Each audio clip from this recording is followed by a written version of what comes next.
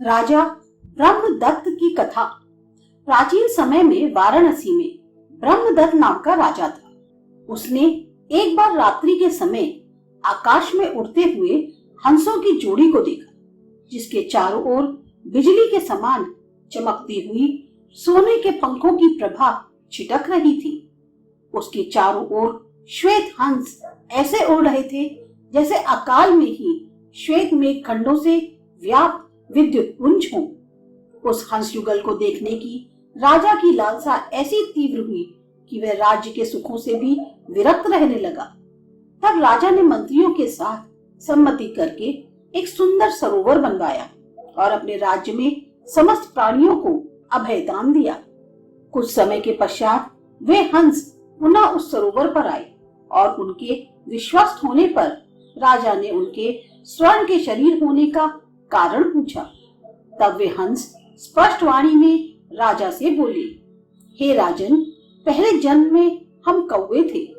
बलि के लिए लड़ते हुए हम दोनों एक शून्य और पवित्र शिवालय में गए और वहां जाकर जल की टंकी में गिरे और मर गए। इसी कारण इस जन्म में हम लोग सुवर्णमय हंस हुए। राजा इस प्रकार सुनकर और आंखें भर उन्हें देखकर प्रसन्न हुआ। अतः तुम भी असाधारण रूप से दान करते हुए अपने पितरों को प्राप्त करोगे। ऐसा सुनकर पुत्रक ने असाधारण रूप से दान करके ख्याति प्राप्त की।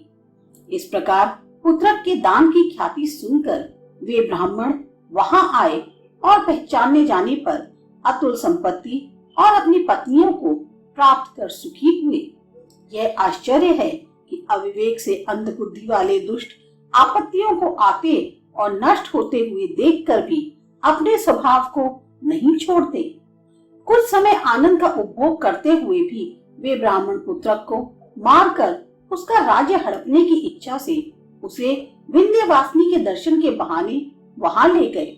वहां पर देवी के मंदिर के भीतरी भाग में वध करने वालों को रखकर उन्होंने पुत्रक से कहा कि पहले तुम ही अकेले देवी के दर्शन करो, भीतर जाओ।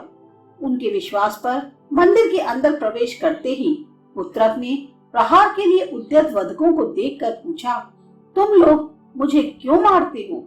उन्होंने कहा कि तुम्हारे पितरों ने सोना देकर हमें मारने के लिए प्रेरित किया है। भगवती की कृपा से भ्रष्ट बुद्धि वाले उन वधिकों से पुत्रक ने कहा, मैं तुम्हें अपने अमूल्य जवाहरितों को आभूषण देता हूँ। तुम लोग मुझे छोड़ दो, मैं यह बात किसी से ना कहूँगा और दूर चला जाता हूँ। ऐसा कहने पर वधिक लोग उसे छोड़कर चले गए और उसके पितरों से जाकर झूठ कह दिया कि पुत्रक को मार दिया।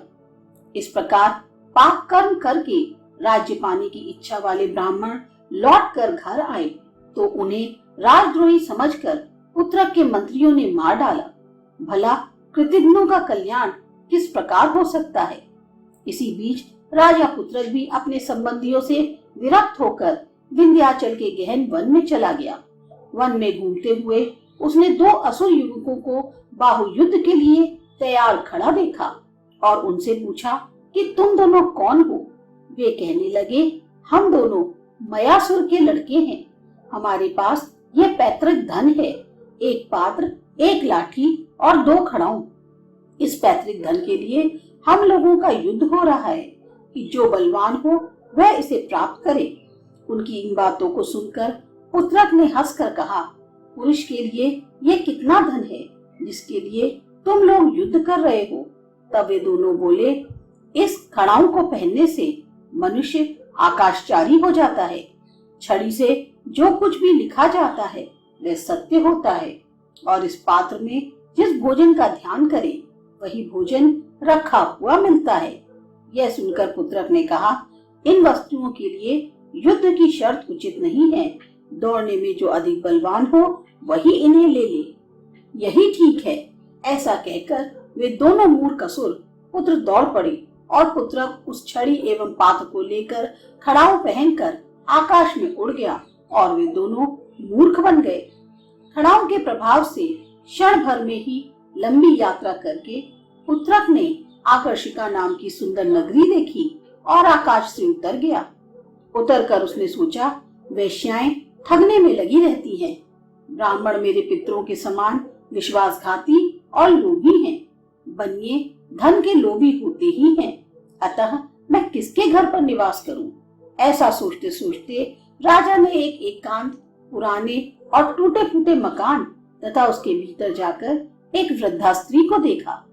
उसने उस बूढ़ी स्त्री को कुछ धन देकर संतुष्ट किया और उस वृद्धा के आदर सत्कार करने पर वह उसी मकान में छिपकर रहने लगा। किसी समय प्रसन्न होकर उस वृद्धा ने कहा, पुत्रक, मुझे केवल एक ही चिंता है कि तुम्हारे अनुरूप कहीं कोई भार्या नहीं है, लेकिन इस राज्य के राजा की पाटली नाम की कन्या है। उसके अंतपुर के ऊपर रत्न के समान सुरक्षित रखा गया है। वृद्धा के वचनों की ओर कान दिए हुए पुत्रक के हृदय में उसी मार्ग से कामदेव ने प्रवेश किया। उस कन्या को मैं आज ही देखूंगा। ऐसा निश्चय करके पुत्रक रात को खड़ाऊ पहनकर आकाश मार्ग से उसके पास पहुंच गया। पर्वत की चोटी के समान ऊंचे महल की खिड़की से प्रवेश कर उसने एकांत में सोई हुई पाटली को देखा। अंगों पर निरंतर पड़ते हुए चांदनी के प्रकाश से वह पाटली इस प्रकार सुशोभित हो रही थी मानो समस्त संसार को जीतकर अतएव थक कर सोई हुई कामदेव की मूर्तिमती शक्ति हो। इसे कैसे जगाऊं? यह जब तक पुत्रक सोच ही रहा था कि तभी कमरे के बाहर से पहरेदार ने आर्या पढ़ी। मधुर हुंकार करती हुई और अलसाई हुई अतएव अध खुली आंखों वाली प्रेमिका का आलिंगन कर उसे जगाना ही युवकों के जन्म की सफलता है। इस भूमिका को सुनकर कुछ कांपते हुए अंगों से पुत्रक ने पाटली का आलिंगन किया और वह जाग उठी। उस राजा पुत्रक को देखकर पाटली की आंखों में लज्जा और आश्चर्य का सम्मर्द होने लगे। पर पुरुष को देखकर लज्जा और उसके ऐसे अवसर पर वहां उपस्थित होना आश्चर्य का कारण था।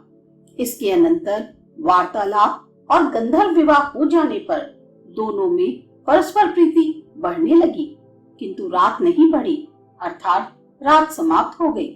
रात्रि के अंतिम पहर में वह राजा पुत्रक उत्कंठित वधू से कहकर तल्लीन भाव से उस वृद्धा के पुराने घर पर लौट आया। इस प्रकार पुत्रक प्रत्येक रात्रि में पाटली के यहाँ यातायात करता रहा, किंतु एक बार पाटली के रक्षकों ने उसके संभोग चिन्हों को देख लिया। रक्षकों ने सारी परिस्थिति राजा से बता दी।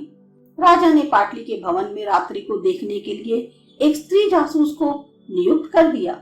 इस प्रकार एक दिन उस गुप्त स्त्री ने पहचान के लिए सोए हुए पुत्रक के वस्त्र में पाटली की महावर लगा दी। प्रातःकाल उस जासूस स्त्री ने राजा को बताया कि और राजा ने भी अपने दूतों को उसे पकड़ने के लिए भेज दिया। दूतों ने उस पुराने घर से महावर से सने कपड़े के सूत्र से उसकी पहचान करके वृद्धा के घर पर पुत्रक को पकड़ लिया।